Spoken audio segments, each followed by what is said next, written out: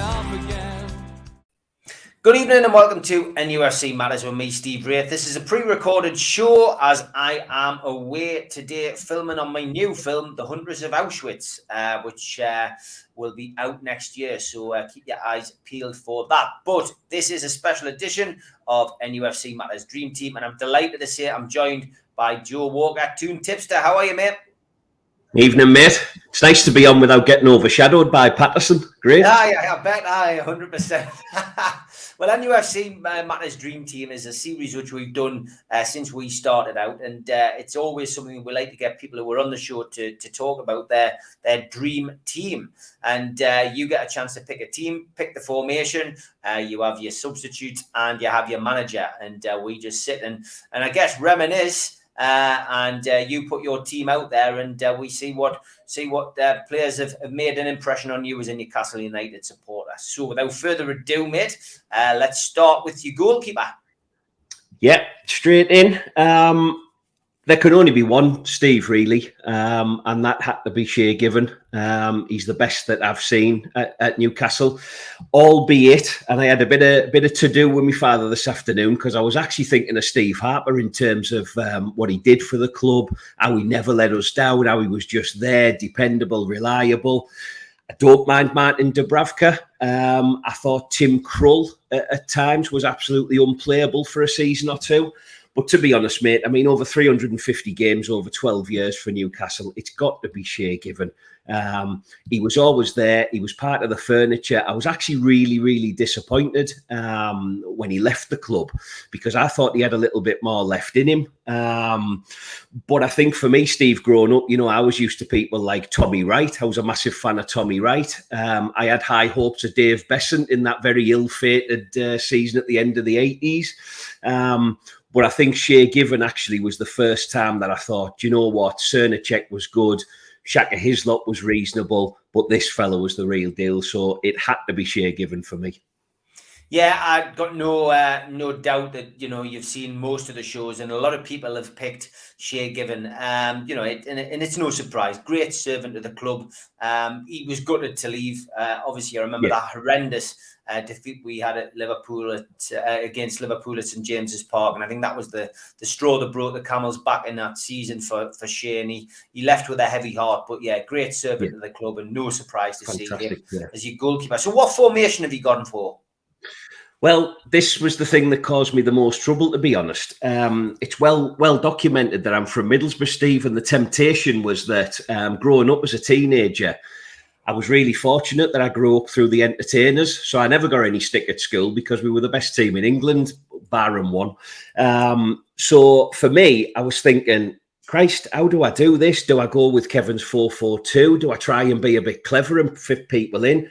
At one stage, I had one at the back and 10 up front. I just thought, why not go for it? We've had some tremendous centre forwards. But I've stuck with my roots and I've gone 4-4-2. So you won't get any of this changing halfway through to 5 at the back nonsense. Let's go 4-4-2. Good stuff. Okay, then who's your right back? Right. Well, this was an interesting one. My brain instantly went to Warren Barton. I loved Warren Barton. I love the fact that we were signing players for millions of pounds all of a sudden, and to think that Newcastle had a £4 million right back was absolutely fantastic. I had high hopes of Stephen Carr, although I think he flattered to deceive at times. Debussy had a great season. Daryl Janmaat had a great season. But when you're talking about a dream team, there was only one fella for me, a fella that gave absolutely 110% every single time he pulled that shirt on, and that was Barry Venison. I had to put him in the team. I was tinkering whether to put him in the centre of midfield or not because I know he played a couple of games for us there. But this was Liverpool's right back. And to think of that great Liverpool side of the late 80s, one of their players coming to Newcastle, I thought he was fantastic, Steve. He wore his heart on his sleeve. You know, he'd tackle a brick wall if he had to. And this was the start of me thinking, do you know what? Keegan's going to do something to you lads like this. So all day long, Barry Venison. Yeah, cracking player. He has been on our show before in the past. We did a cracking interview with him during lockdown. If you want to hear that, check back on the former 90s players playlist, and you will be able to hear the interview with Barry Venison. Okay, let's... sorry, Steve, just on that, I wanted to give a shout out to Steve Watson as well, just because, again, growing up with that side, Stevie Watson was always, again, Mr. Dependable, whether he was right back, left back, goalkeeper, centre forward, wherever he was going to play. And I thought, do you put him in just for that audacious throwing that he took? Do you remember when he did that kind of somersault throwing on the byline? So, yeah, Steve Watson was another name that I wanted to put in there, but Venison got the nod. Yeah, again, I mean, he was another, stalwart of that entertainers team, and he was Mr. Versatility, wasn't he? He could play anywhere, yes. Steve Watson, but that throw in and the fact that he's one of the youngest players, I think he made his debut at 16 and however many days 16, it was. Yeah, fantastic era, fantastic times, and as my dad calls it, the blip. Yeah, you were right, Dad. You're definitely right. Okay, let's go centre halves, mate. Who's your first centre half then today? Well, the first person that sprang to mind was a person that I've actually shared a football pitch with quite a few times. Unfortunately, not in the Premier League. I'm going back to when we were under 10s and under 9s. Was Jonathan Woodgate, obviously Middlesbrough lad. Tremendous Rolls Royce footballer. I thought Woody was absolutely top of his game. Unfortunately, though, Steve, I'm not going to put him in the side simply because I don't think he played enough for Newcastle. Obviously, he was ravaged by injuries. And I know people have said he's the best we've ever had. He's the man that needs to go in the side. But for me, he didn't do enough to get into my dream team. So I'm going to go with someone who, when Keegan come back for his second spell at the club, we signed an Argentinian for £10 million. And you're thinking, hey, Kevin's back now. Here we go. He's the big signings. And it's Fabrizio Colaccini. Controversially, I guess, I don't think he was ever particularly the most gifted footballer. He took a little bit of time to kind of get used to the pace in England, I think. I don't think he hit the ground running under any circumstances. But what a fella. Anybody with a haircut like that, I mean, it could be a young Steve Hasty there, couldn't it? He was just outstanding, Steve. Absolutely outstanding. And I think he stuck with Newcastle. It was great to see him play in that championship side and be an integral part of Chris Hughton's setup. And I just thought the guy was great. He had the best chant we've ever had, which obviously I'm not able to repeat on here. But I just thought he was tremendous, Steve. And I can't pick a back four without Colaccini being in there, to be honest. You can't let that story go, though. Jonathan Woodgate, how did you share a pitch with him? Well, he played for Martin, and I used to play for Cleveland Juniors. So, we were both centre-backs. I was actually far better than him, and no one round here would deny that. Unfortunately, though, he made it, and I discovered Benson and Edges and girlfriends. So, but I get to be on NUFC Matters, so who's the loser ultimately? Just through local football with the same age, Steve. We resided in a similar part of Middlesbrough. You always just remembered this kid whenever you played. You could tell he was going to go all the way. And I think Woody would have gone on. I know at the time we had the John Terrys of this world and the Rio Ferdinands, but I'll stick my neck on the line and say this kid was actually better. He was a tremendous footballer. I just wish we'd seen more of him at Newcastle. And I know Bobby Robson was desperate to get hold of him, and I know it was difficult to let him go. Looking back, and particularly after his debut for Real Madrid, I'm guessing that it was the right thing to do. Unfortunately for Woody, injuries continued, but this lad could have been the best that there was, Steve, honestly. And that was the case from when we were little. So, yeah, he was the second best centre-half to come out of Middlesbrough. Fantastic, great memory that, and I agree with your sentiments 100%. I mean, Woodgate was one of the best centre halves that I saw at Newcastle, but the injuries unfortunately curtailed his, the games that he played, and we didn't see the best of him. But great shout. And on to your next centre half. Who's going to pair alongside Colaccini? Well. There was absolutely no doubt about this, and actually, this guy was the first centre half that went down on my team sheet, because for the first time ever, as a kid, I mean, I obviously never played to any level, Steve, but for the first time ever, I'd seen a centre-half who could play football.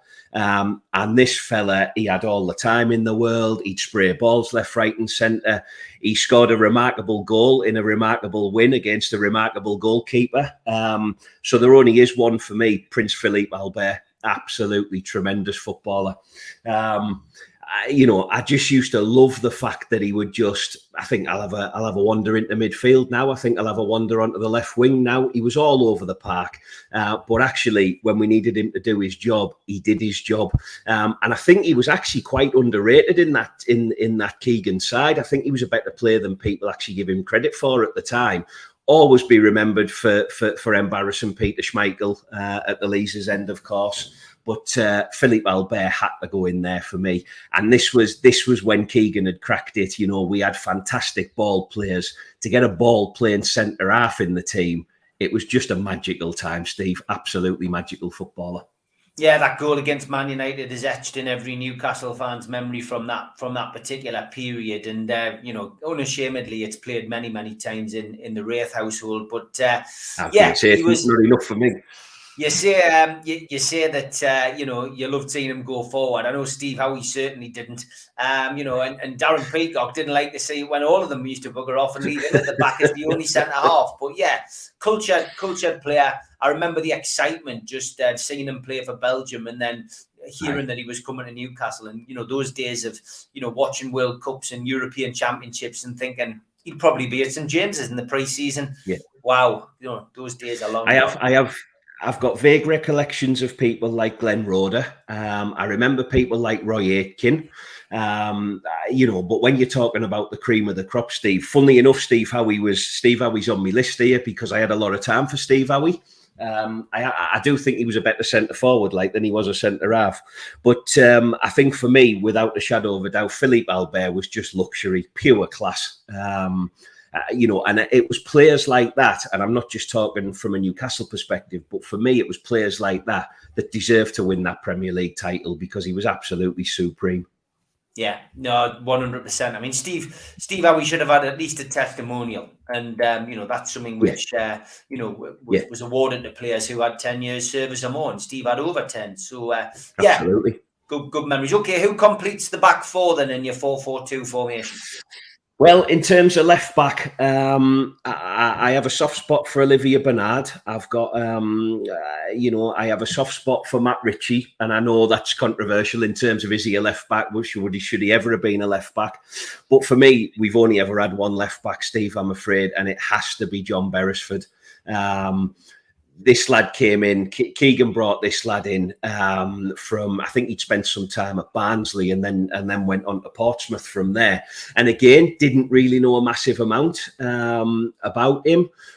But, just to see this lad who actually spent more time, from what I recall, in the opposition's half than he did in our own, bombing forward, that relationship he had with David Ginola, there can't have been a left-hand side better than that.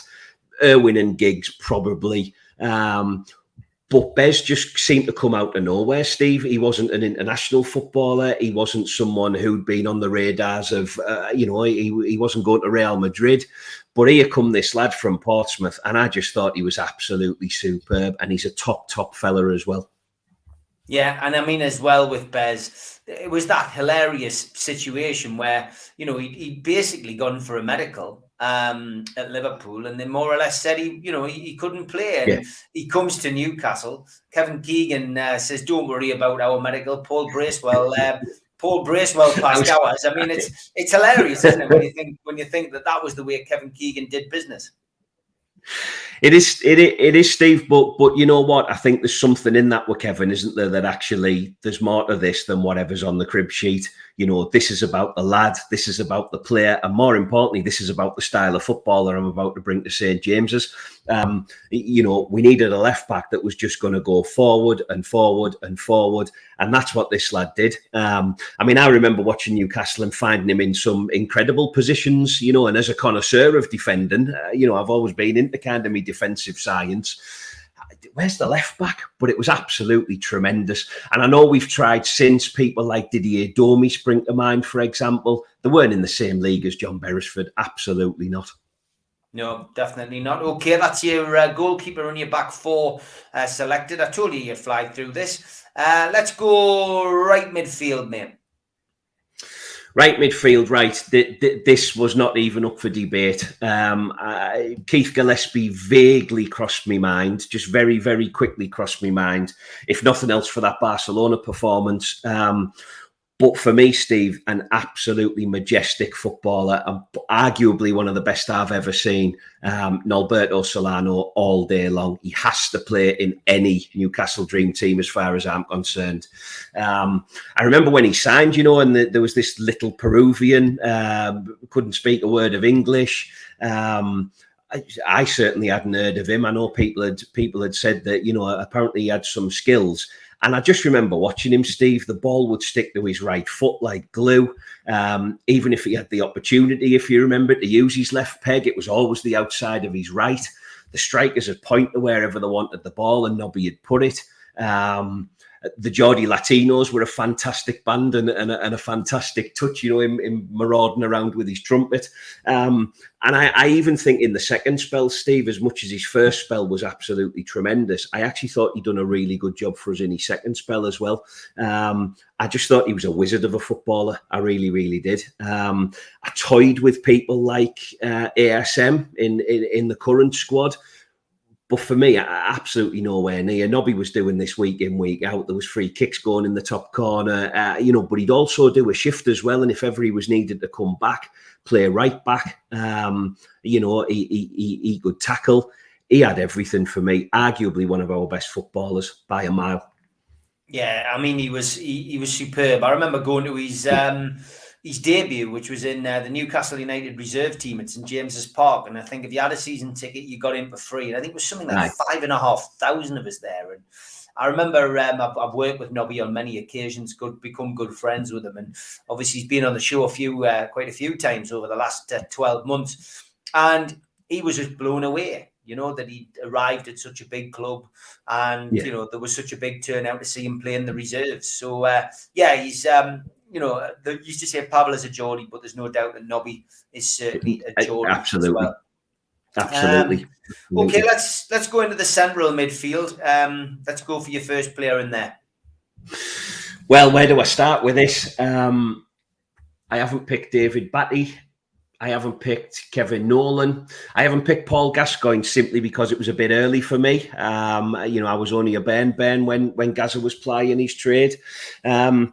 If you were to ask me who the best player Newcastle United have ever had, with the greatest of respect to Pedro and the greatest of respect to Mr. Shearer, by a mile, the captain of my side is Robert Lee. And I'm part of the reason that I love Robert Lee, Steve, was that absolutely, look at that there he is. That magnificent story coming from Middlesbrough that Keegan had allegedly convinced him that Newcastle was closer to London than Middlesbrough was.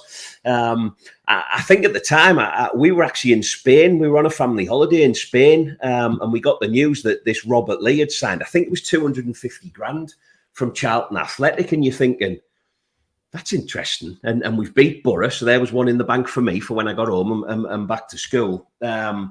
And honestly, mate, over 300 times, an England international. I've never seen the bloke let me down.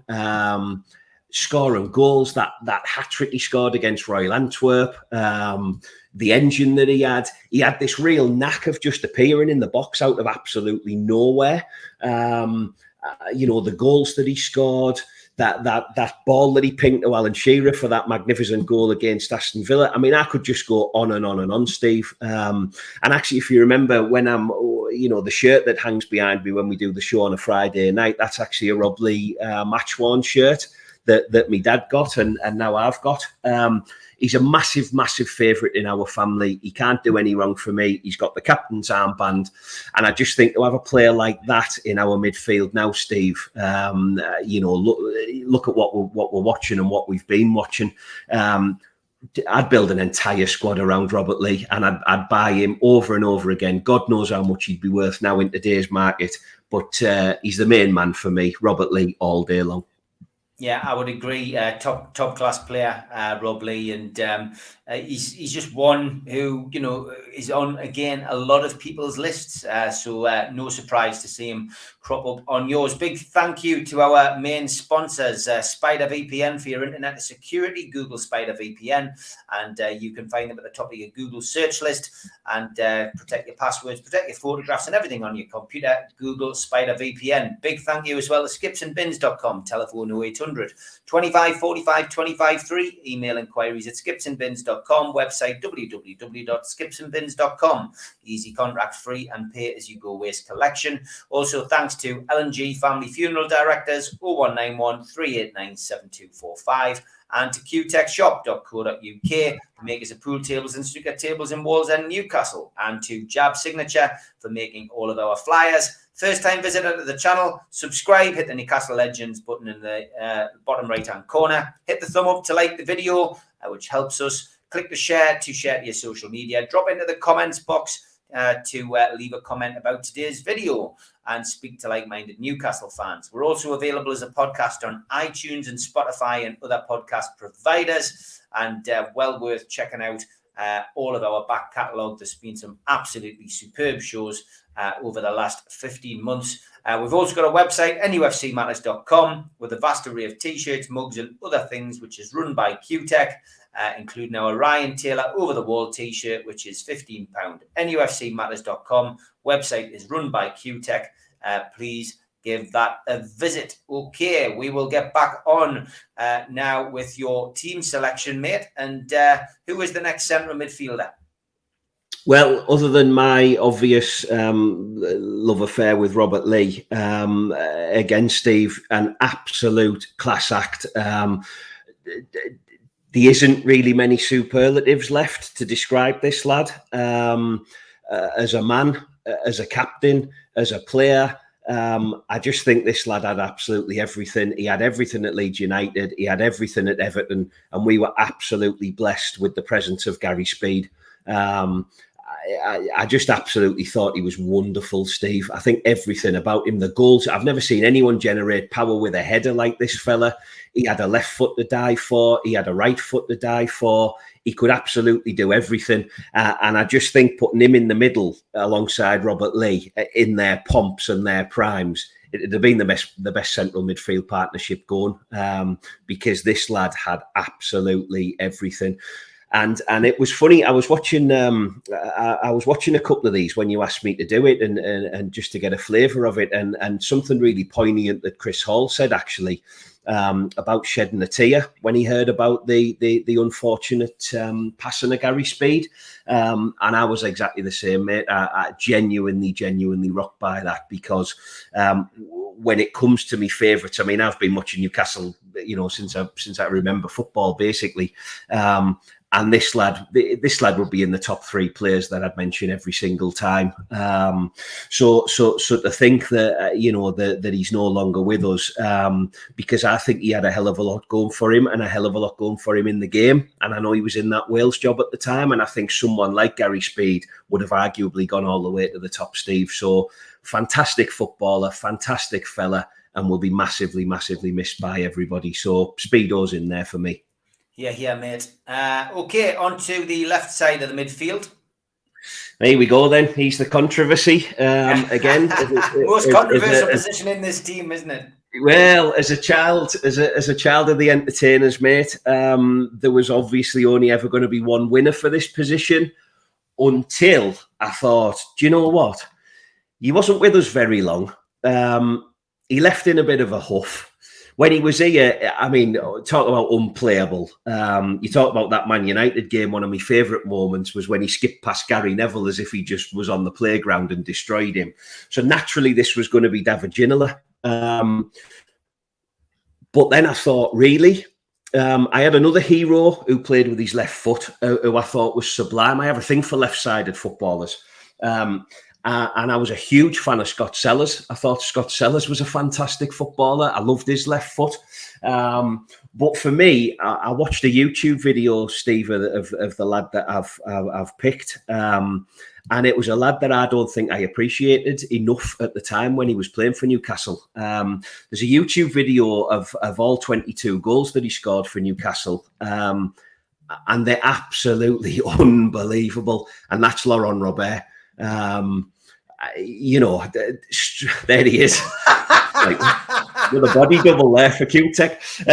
There's a honestly, Steve, if anyone hasn't seen that video, I suggest you just look up Laurent Robert Newcastle goals.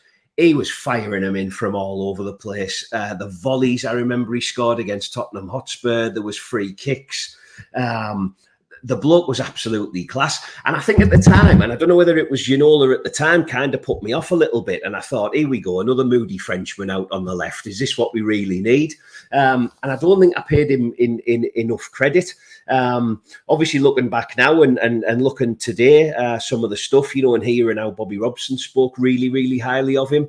If he's good enough for Bobby, he's good enough for me, Steve. So on goals alone, and I apologise to everybody that is screaming at the screen at the minute that it has to be David Ginola.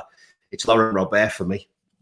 Yeah, I understand. And I mean, that photograph, I picked this for a reason. It just sums him up. A bit eccentric, whereas some players tend to chuck their shirt into the crowd. He decided to chuck everything, including his shin pads and his boots and his shorts. He kept the duds. But yeah, ultimately, you know, an eccentric, a one-off. And as you say, some of the goals that he scored, I mean, the double against Spurs, I think, stands out in everybody's mind. But he was a hell of a footballer. And it's always a choice. It's always a choice between him, Ginola, and Ben Arthur, I guess, for people depending on how old you are, you know, and what your opinion is. But Laurent Robert seems to be sneaking ahead of Ginola, it seems. I thought about Benny, but again, well, complete enigma. I get a little bit of criticism about my my current opinion of Sam Maximin, and I'm desperate for him to prove me wrong week after week. The only player that I wish I'd have put in this team, Steve, and I got really, really excited when Newcastle bought him, but I never thought we saw the best of him, and he always flattered to deceive. I would have loved to have picked Damien Duff, because I thought at the time, that was a masterstroke signing. You know, left peg, tricky winger, pace, getting the balls into the box. I always felt that it never quite happened at Newcastle for Duff. You know, so we have had some decent players down the left, but I just think you stick John Beresford and Laurent Robert down that left-hand side, you know, we're on to a winner. Yeah, I think you're right. It's a great partnership, mate. Great partnership. Okay, then. Another controversial parent is up front. This one gives people sleepless nights, beads of sweat dripping down over your glasses with this one, Joe. I can see it now. I can't. This has took me the best part of 3 hours, Steve. And I was gonna drop a bombshell. I was gonna absolutely drop a bombshell. Because there's a lad on my list of reserves. I've actually named him on the substitutes bench. That at the time when I was watching him, Kevin Keegan signed him from Bristol City, and I've never seen a footballer like it, Steve, and that's Andy Cole. And I will call him Andy Cole. He became Andrew when he signed for Manchester and got all pompous. But Andy Cole for me, Steve, I mean, the season when he scored 43 goals when we came up, I've never seen anything like it, mate. Honestly. And I'm just going to say it out loud now, and you know, I'll let the flack come. He nearly got in my team ahead of Alan Shearer, Really? and that is saying something, Steve. Simply because there he is. Simply because those 2 seasons, I think there was 2 seasons in particular, Steve, that he was playing, and I just thought there cannot be anybody better in this country than this lad. Obviously, at the time, we had Shearer and Sheringham and Fowler, and, you know, we had immense centre forwards. But I always thought that whenever the ball was anywhere near this lad in the box, he was going to score. I remember the first half hat-trick against Liverpool. Just memory after memory, Steve. And I was absolutely traumatised when Keegan sold him. Obviously, Kevin knew better than me and the rest of us that were in a mood that day. And we went on to bigger and better things up front, I guess. But I had to just mention him, Steve, because I honestly think naturally we talk about Alan. Naturally, people say, what about Les Ferdinand? Yeah, what about Les Ferdinand? Fantastic player. But for me, Andy Cole, and how he hasn't got in this team of mine, I don't know. But I have to pick Alan Shearer. He was the best we've had, the best we'll ever have. I'm trying to remove all bias when he says this, when I say this. He's the best player that I've ever seen, Steve. I think he's the best player that England have had since, or certainly the best striker that England have ever had, certainly in my lifetime. I just do not think we'll get another one, mate. I mean, all of the stuff about him coming home. I remember how excited I was the day he signed. Obviously, being living in Middlesbrough, we didn't get up for the actual unveiling, but I remember the big bottles of brown ale outside the Milburn stand, and it was just absolutely wonderful. And 1996, I'm a child of the 90s, and people kind of say, when we reminisce, 1996 for me, I just left school. I did all right in my GCSEs. Our mum and our dad were quite pleased. So we'd left school. I remember it was absolutely boiling, and then it was Euro 96. And I remember watching this fella up front, and he just scored 1 million goals for Blackburn, thinking, wow, can you imagine that lad in a black and white stripe? And then, bugger me, you get the news. Newcastle have signed Alan Shearer ahead of Manchester United. And honestly, Steve, that was when it just went nuclear for me.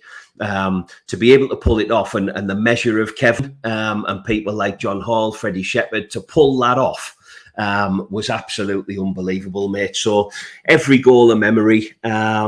Even the tap-ins I thought were wonderful. We can't have a Newcastle United dream team without Alan Shearer in, I'm afraid. Yeah, it's no surprise, mate, that Alan Shearer is in there. And I agree with your sentiments about Andy Cole. I always feel a little bit, though, in the respect of Andy Cole, that he tarnished a little bit when he went to Man United. And he, of course, did that much publicised dancing around and singing Cheer Up Kevin Keegan on the pitch. And, he was a bit temperamental, but you've got to remember he did break Hughie Gallagher's record. And, I mean, it was a great day. He did, Stephen. I think for me, going back to Andy Cole, it wasn't just about the Premier League years for Newcastle. I remember watching this lad in what is now the Championship. He absolutely destroyed that league when he signed for Newcastle. There was him and someone who didn't get in my centre midfield, actually, someone who I'm a massive fan of. But him and Lee Clark, on occasion, they had this telepathic bloody relationship going on. Clark had just played the ball into him, and Cole was on it, and it was a goal. I think a lot of people focus on what Cole did in the Premier League for us, but Andy Cole was a little bit more than that. So yeah, he didn't get in. He's on the bench. But yeah, no one's going to take Al's shirt off him apart from Robert Lee's got the armband. Don't forget that. Yeah. Okay. Who's partnering Big Al up front then with? Well, I've seen Mirandina, I've seen Mickey Quinn, I've seen Mark McGee, I've seen the wonderful, wonderful Gavin Peacock. David Kelly stood on my shoes outside the Milburn stand, my new shoes, and our mum thought that I'd knacked my new shoes, and I remember she clipped me and said, "What have you done to your new shoes?" That was Ned Kelly that done that to me. Les Ferdinand, I've mentioned, Steve. I could go on and on. There was a time when Papa Cisse was absolutely unplayable. Demba Ba did a wonderful job for us. Salomon Rondon looked like he was going to come in and score goal after goal. I've got to mention the Mackham Slayer in terms of cult hero worship. Shola, I wasn't ever anybody's cup of tea, or certainly wasn't everybody's cup of tea. But again, I love the guy. Andy Carroll, I remember that season of Championship when we first went down. He was like an absolute animal. Nobody knew what to do with him. But for me, the only player that could possibly get a game in that forward line is Pedro, mate. Is Peter Beardsley. again, like I said about Rob Lee, like I said about Gary Speed, what can you say about him, Steve? The man's a magician. And if any young footballer out there today wants to kind of learn how to do it, particularly going forward or playing in that hole, yes, we look at Lionel Messi and players like that. This was our Lionel Messi. Peter Beardsley was the man. Again, I won't talk too much about when he was first with us, because I was a little bit too little for that. I rely on my dad telling me all about him and Chrissy Waddle and Gazza and people like that. But to have the pleasure of him coming back and playing in that side with Kevin Keegan, I mean, Andy Cole wouldn't have scored half and a quarter of what he did without Pedro, Steve. But he wasn't just a provider; he was a goal scorer as well. I remember some of the goals he turned defenders inside out. They didn't know whether they were at the park or the pitches with him. So I think they put him on the ball with Nobby Solano, and Al on the end of it. I can't see my side getting beat, to be honest, no matter what my father thinks. Yeah, Peter Beardsley is in most dream teams as well. It just depends where you want to play him, and depends who you put up front. But it's no surprise. I mean, he was a great servant at the club, not once but twice. Obviously, behind the scenes as well. Worked at the club, and a viewer of the show as well. So he'd be delighted, I guess, to see him in there alongside Big Al and creating the ammunition. So it's a great 11. We do give you the chance, though, to at least allow some of your players a place in this wonderful dream team with a place on the bench. So who have you got as your first substitute? Well, as I said earlier, when I picked Shay Given, I was actually thinking about Steve Harper, just because it's Steve Harper. The service that the fella showed to us. And I remember that. Do you remember the goal celebration when he did that kind of wrestling elbow drop? I love that. He's a hero for that alone. But there can only be one substitute for me, Steve, and I've given him this purely on cult status. But that's War Pav. Pavel Cernacek for me was absolutely class. He came over. Look at that shirt there. Looks like some of Patterson would wear for a night out. It's absolutely Pavel was a Geordie. Pavel is a Geordie. We'll never forget Pavel Cernacek, Steve. And I just couldn't. This is my heart talking now. Was he the most talented goalkeeper in world football? Probably not. Did he love Newcastle and did we love him? Absolutely. And for that and that alone, there's a place on the bench there for him. No problem. And what I always liked about Pavel was he started off badly, but then he progressed, and he gave us some wonderful memories. And I always remember his first games where he was wearing these long tracksuit bottoms and socks tucked in, and he just didn't look like the goalkeeper. And he was a typical continental goalkeeper at the time. He came running off his line, and he'd never catch a thing. He'd never catch a thing. People were nervous when he was coming for the ball, but when Keegan came in and changed that team around, Pavel was one of those who really benefited from Keegan coming in and the organisation, and top guy. We tinkered a lot, Steve. I remember us tinkering a lot with the goalkeepers. I mean, from me growing up, John Burridge, as I said, I mentioned Tommy Wright earlier. We seem to have goalkeepers. We signed Dave Besant in that ill-fated season, if you remember, when I thought, that would be a good signing from Wimbledon, FA Cup winner. He was atrocious. We had people like Mike Hooper. He was absolute garbage. John Carelza. We went through goalkeeper after goalkeeper. And I think one of the things about Pav, as uncertain as he was, there was a reliability in that where, we just seemed to be signing a goalkeeper every 3 weeks at one stage to try and get it right. But, Pavel must have had something because Pavel got to stay around. So, and he's one of the big proud signatures on me Robert Lee shirt right at the top. So Pavel sits in the bedroom, no bother. No surprise there, mate. Great to see him in. And always never far from my thoughts. Okay, who's your next sub? So, this is my defensive sub. I thought I'd better put another centre-half in there. And again, Steve, I haven't picked a centre-half in relation to particularly his prowess on the pitch. Or he certainly was. He was no Jonathan Woodgate in terms of the skill he had. But I think one of the most important signings, if not arguably the most important signing in our whole resurgence throughout the 1990s, was Brian Kilcline. I seem to remember him. Look at him there, lad. They're just mean there. He just stood wouldn't there. cross him. Absolutely, mate, absolutely. He headed everything. He was just there. His head was on the end of everything. Again, he'd run through a brick wall for us. And I seem to remember, Steve, that there was a bit of controversy around this signing, because I'm led to believe that this was a signing that Kevin had asked for when Newcastle were languishing and looked like dropping down into the next tier of English football. And I think there was a bit of argy-bargy and a bit of to and fro, and finally we got Kilcline. And I think there was a massive power shift in this signing. Not only the fact that we needed a reliable, been there, done it central defender, but I think Kevin won a battle that day as well with this signing. And I think from then, Newcastle just went from strength to strength to strength. And like you say, if he was stood on the 6-yard line, I think I'd be on the 18-yard line, because I'd go nowhere near him. No, me neither. Okay, next sub, mate. Right, this is the central midfielder then. And this, again, was a no-brainer. It was going to be David Batty. And then just at the very, very last minute, just as I was about to submit my side, this lad came into mind. Again, not overly fashionable. There was a couple of eyebrows raised when we signed him. But for me, Kevin Nolan deserves a spot. Not only for his hat-trick against the Mackhams, of course, which, should get him in any... There it is.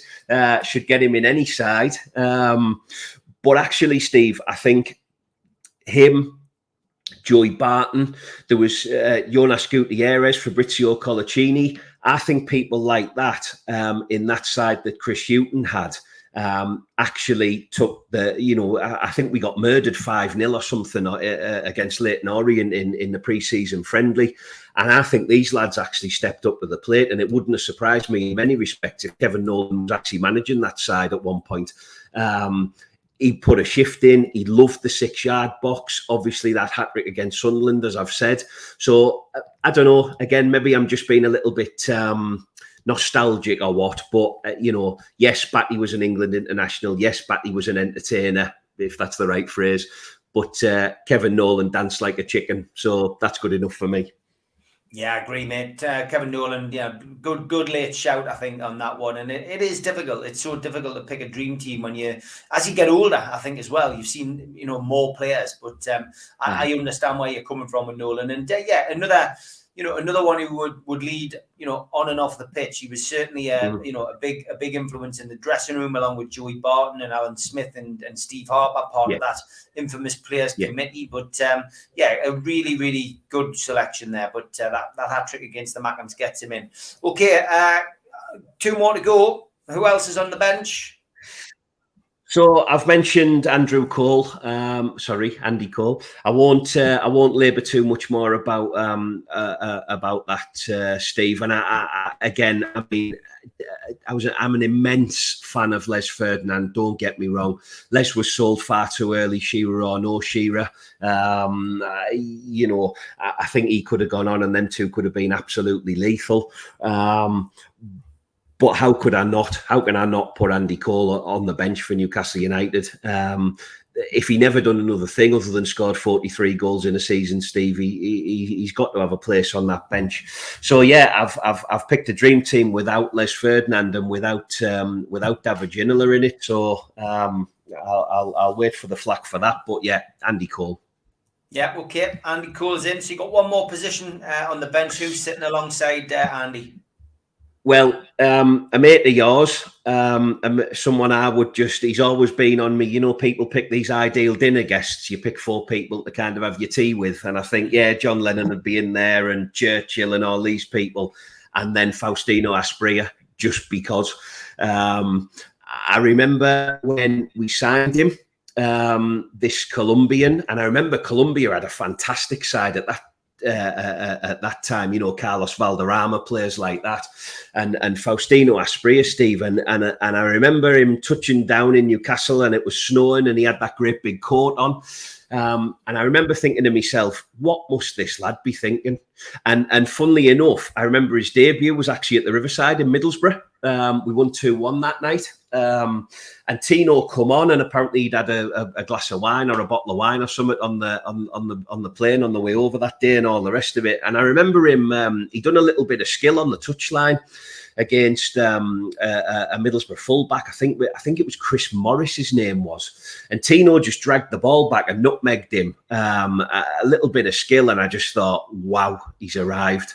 I remember the goal again, the goal at Anfield in that infamous game.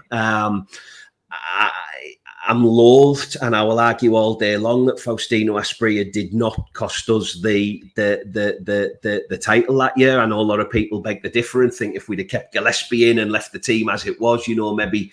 But Keegan buying Asprilla, it was magic. And of course, anybody like Kevin Nolan, he scored a hat-trick against Sunderland. Tino Asprilla scored a hat-trick against the best team in Europe at that time. He put his shirt on the flag and he waved it above his head.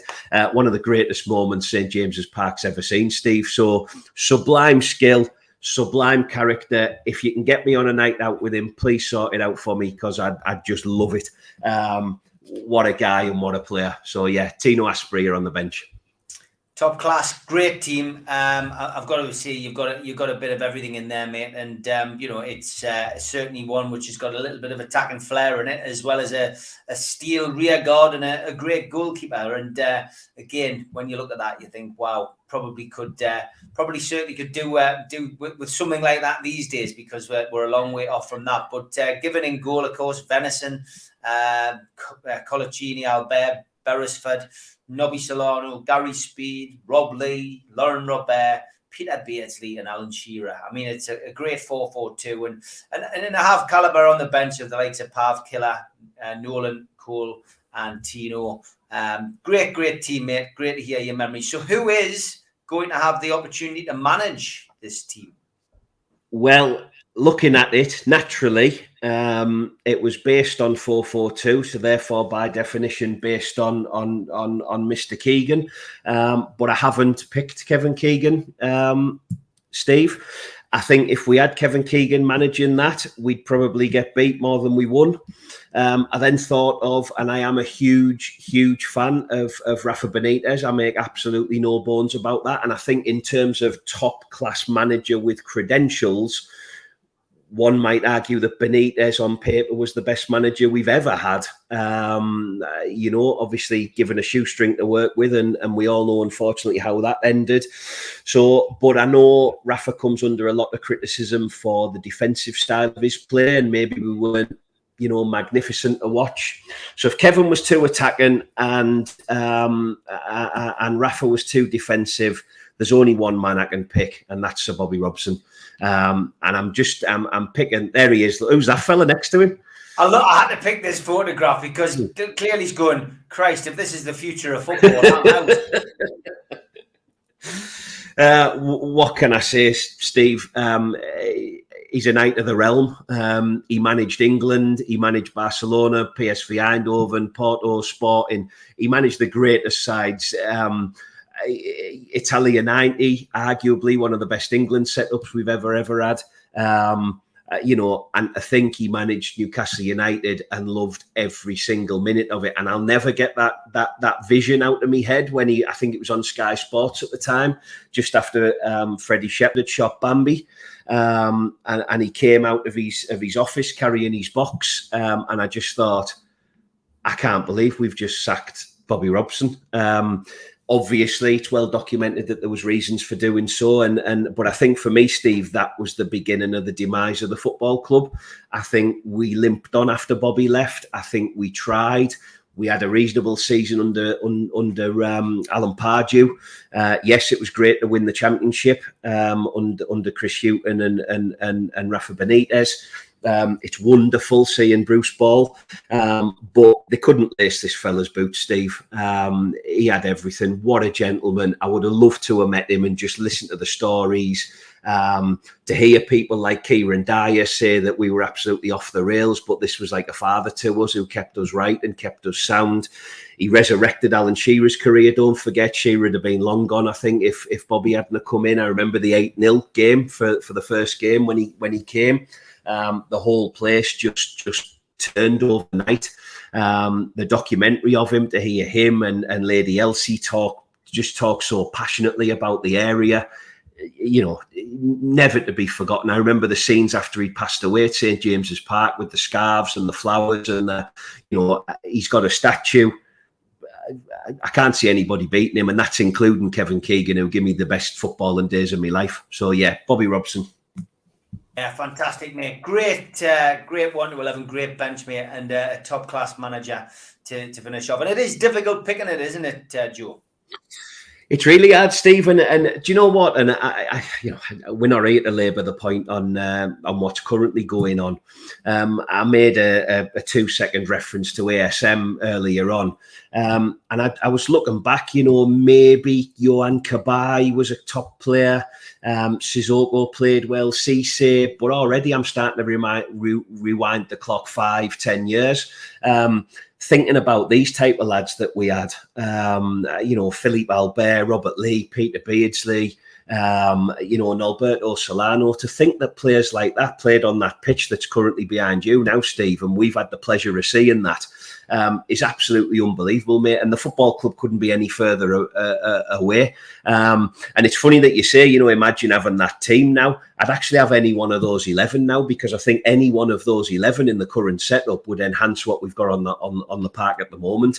The list of players, I could have give you 4 teams, Steve. It was funny. I actually went into football manager mode because I was thinking, right, not only am I going to pick my favourite players and the players who mean something to me, I'm actually going to pick a team that will win a football match. And as I say, if these lot are on the day, I can't see them losing too many. So, yeah, wonderful players, Steve, wonderful memories. I'll wholeheartedly apologise to everybody that I've left out, because we've had some absolute class, but unfortunately, there's no one in our current setup that would get anywhere near.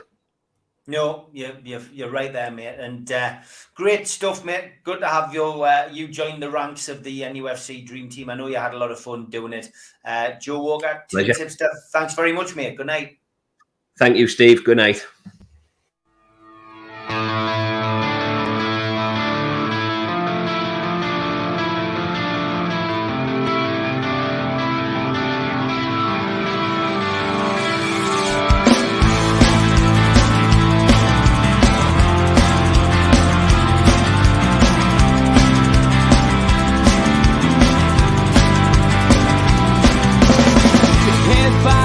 Critics attack. It feels like I've been talking to myself again.